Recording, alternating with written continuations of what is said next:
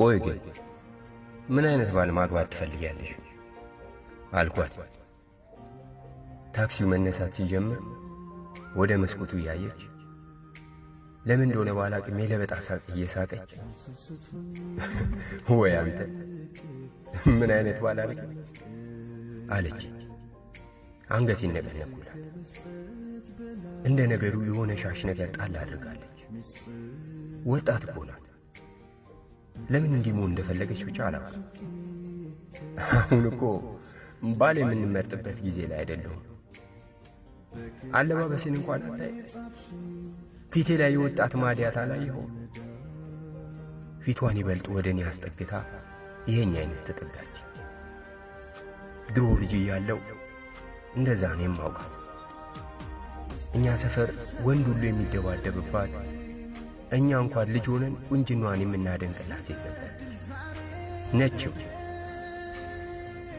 በቃ ነው እንዲህ በቀላሉ ወደ ነበር ይቀየራል ማለት ነው አልኩኝ ለራሴ። ከታክሲ ወርደን ወደ እነሱ ቤት አቅጣጫ እየሄድን ቀጠለችልኝ። አየህ ሴት ልጅ የሆነ ዕድሜ ላይ ስትደርስ ማኅበረሰቡ፣ ጓደኛ፣ ቤተሰብ ሁሉ ተጽዕኖ ያሳድርባታል።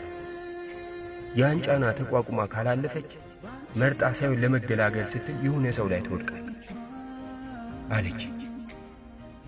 መታጠፊያው ካለቀ ሱቅ ሞዴስ ልትገዛ ቆመች። ለእኔ አሁንም ልጅ ሆና እንደማውቃት ውብ ሴት ናት።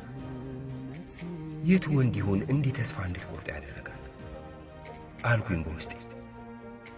የገዛችበትን ፌስታል እንደ ነገሩ ይዛ ወንድ መሆን ግን መታደል ነው። ይኸው የእኔ ኩዮች ያላገቡ ብዙ ወንዶች አሉ።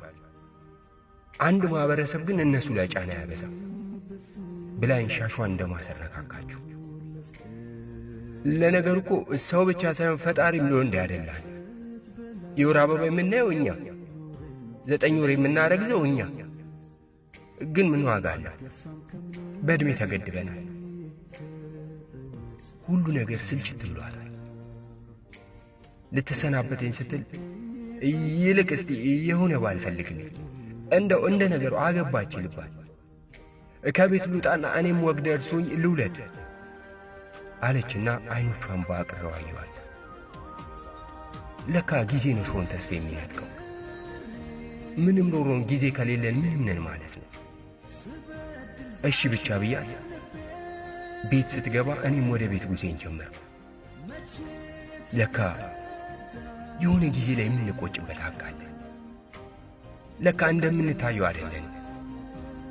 ማንም ከተፈጥሮ ውደት አያመልጥም። ወንድ ግን የምር እሷ ባለችው ልክ ታድሏል።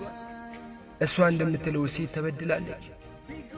ይህ ከሆነ እኮ ልክ ያልሆነ ነገር አለ ማለት እኮ። ታዲያ ልክ መሆን ምንድን ነው? ልክ አለመሆንስ ቢሆን ልክ መሆን ነው አልኩኝ በውስጤ የብስጭት። ጨለማውን ጨርሼ ቤት ስደርስ ወደ ሰማይ አቀናሁ። ጥያቄ ነበር ግን ሸክላ ሰሪውን ለምን እንዲያደረግ ይለው ዘንድ አይችልምና ተመልሼ አቀርቅሬ ወደ ቤት የገባው። ሕይወት ግን ይቀጥላል በቃ።